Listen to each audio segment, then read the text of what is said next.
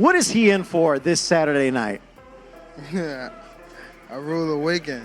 I rule a weekend for sure. Lamont Roach Jr. made it clear he wasn't just another opponent for Tank Davis. He spoke with conviction, carried himself with confidence, and let everyone know he was ready to shock the world. He refused to be just another name on Tank's knockout list.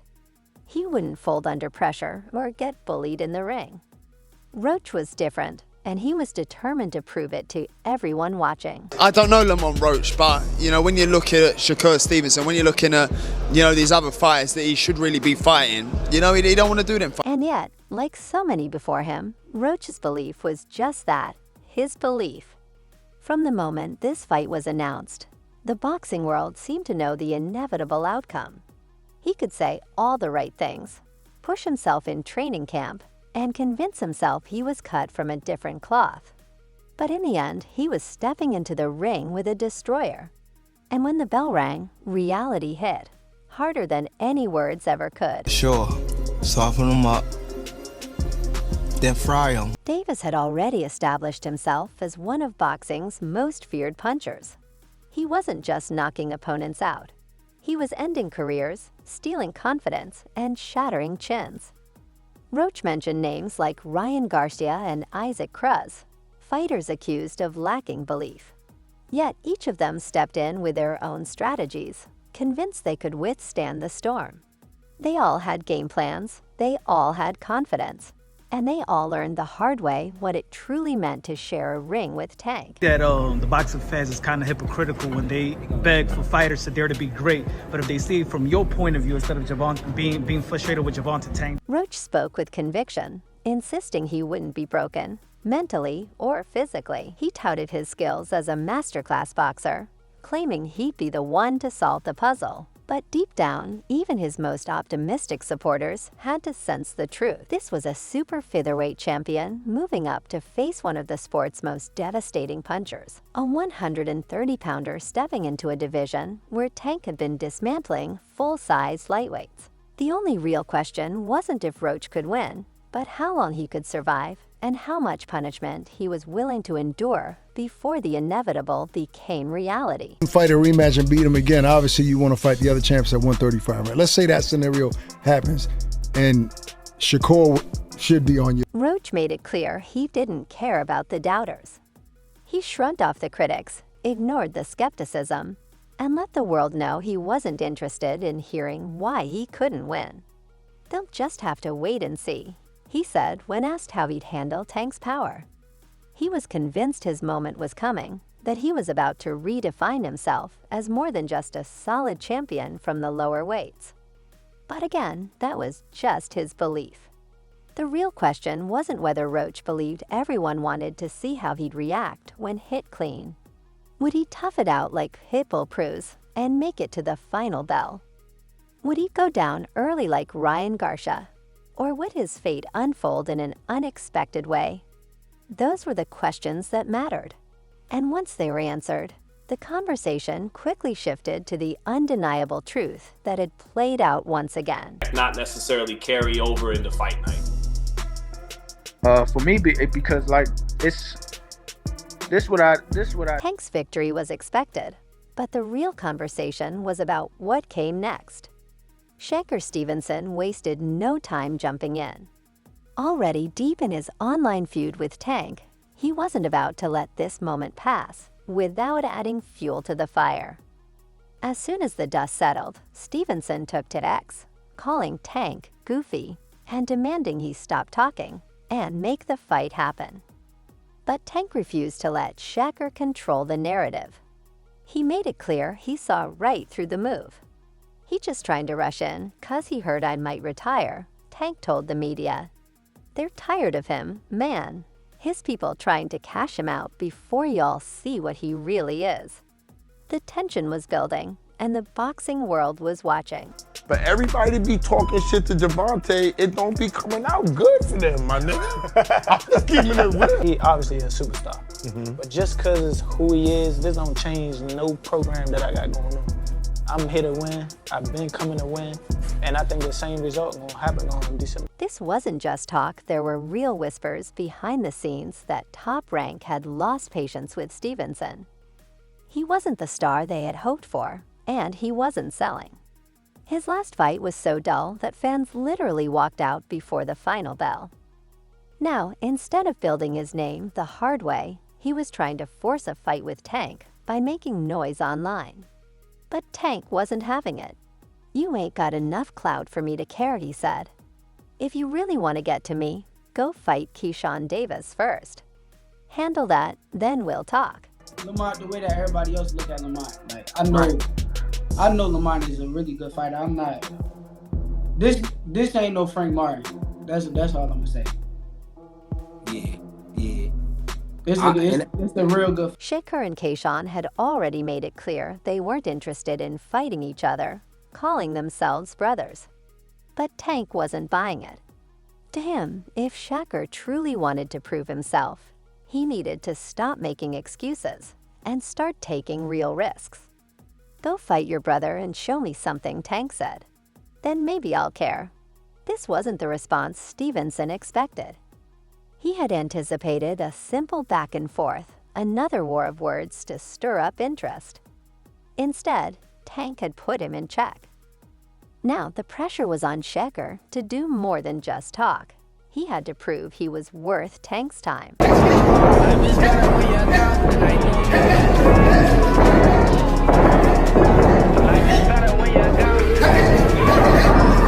Meanwhile, Lamont Roach Jr. was already moving forward. He had lost, but he wasn't finished. Even before the Tank fight, he had been eyeing a matchup with Jose Rayo Valenzuela, and now that he was back at 130 pounds, that plan remained unchanged. Valenzuela, fresh off a career-defining win over Edwin de los Santos, was looking for another high-profile fight. Despite the loss, Roach still had name value and held the WBA super featherweight title. It was a fight that made sense for both men. Roach had just faced the toughest test of his career, but he refused to let it define him.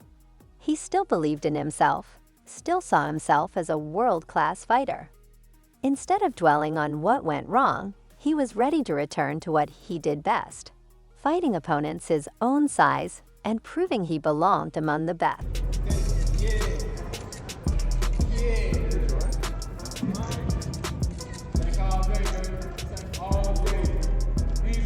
But that was the difference between Roach and Tank. Roach could afford to lose and move on. Tank couldn't. Every fight, every moment, every decision had to be calculated. He wasn't just a fighter, he was a business.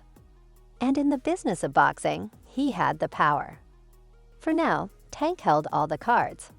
If he wanted to fight Shakur, he could. If he wanted Keyshawn, that was an option too. If he chose to ignore them both and go straight for a mega fight with Devin Haney, nothing was stopping him. The only certainty was that Tank remained the king. And for everyone chasing him, Shakur, Keyshawn, and the rest of the lightweight division, the road still led through him. Lamont Roach had just learned what so many before him had missed.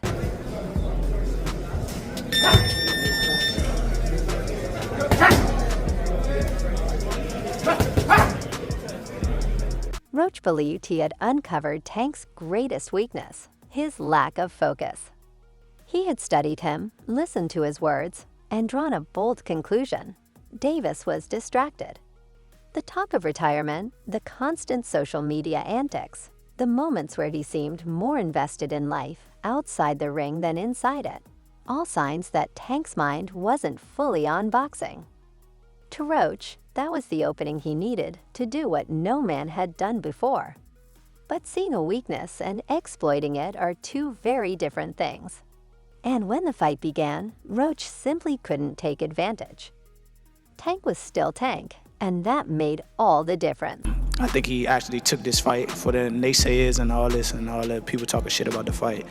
I think he actually took the fight because he know that I'm a dog, and he want to prove his skills against a dog. So I'm gonna show y'all what happens when two dogs get in the ring together. Before the fight, Roach spoke with conviction. He told G. Misfort that Tank's talk of retirement was a clear sign of a fighter with one foot out the door. Honestly, I think that's the wrong thing to say to a guy like me, because I'm going to try and exploit that, Roach said. He believed Tank was vulnerable, that this was the moment the boxing world would witness his downfall. But when the bell rang, Roach quickly realized that Tank's so-called lack of focus didn't make him any less dangerous. Even if Davis had spent more time talking about retirement than training, even if he had underestimated Roach, it still wasn't enough. The skill, the power, the experience, it was all too much. Tank remained a level above, proving once again why he was the king of the division. I say ninth round. What? I say ninth round. You said 9? Yeah. What's your response to that, Lamont? Look, he got scared. Look. He looked at night. I'm telling her, you saying you going down in a night? Roach spent months studying Tank's past fights, dissecting his tendencies. He knew Davis often took his time in the early rounds, analyzing his opponent. He had seen how Tank fought in bursts, easing off before suddenly unleashing explosive power shots. Roach believed that if he stayed disciplined and pressed the action, he could prevent Tank from finding his rhythm. He even declared, "I'm just as good as he is, and I can't wait for people to see that." But when the fight began, Roach never found the openings he was looking for. Tank remained a step ahead, making sure Roach's strategy never had a chance to unfold. What I could do? That's what I'm supposed to do. You brought your mother? She right there. You ain't hear her ask, why the fuck was you leave me? Why? Why you bring her? Cause she loved to see me whoop ass. It wasn't for lack of effort. Roach came into the fight with energy, determined to disrupt Davis's timing.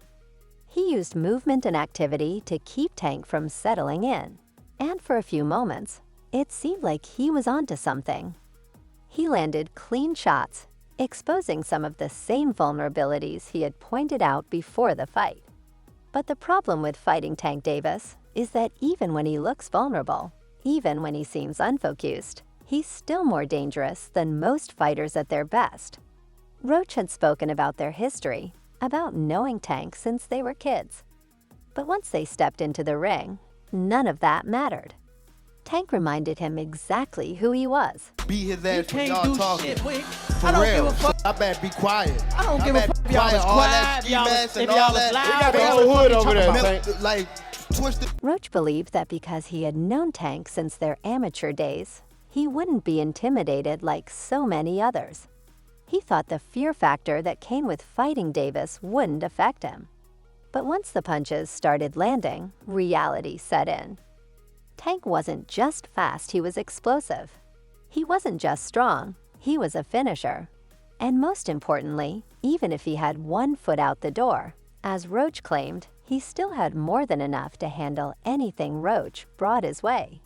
Roach spent so much time focusing on Tank's distractions that he overlooked a crucial truth. Tank is the kind of fighter who can afford to be distracted and still dominate. He can talk about retirement, post on social media, and show up to press conferences looking disinterested. But when the lights come on, he delivers, every time.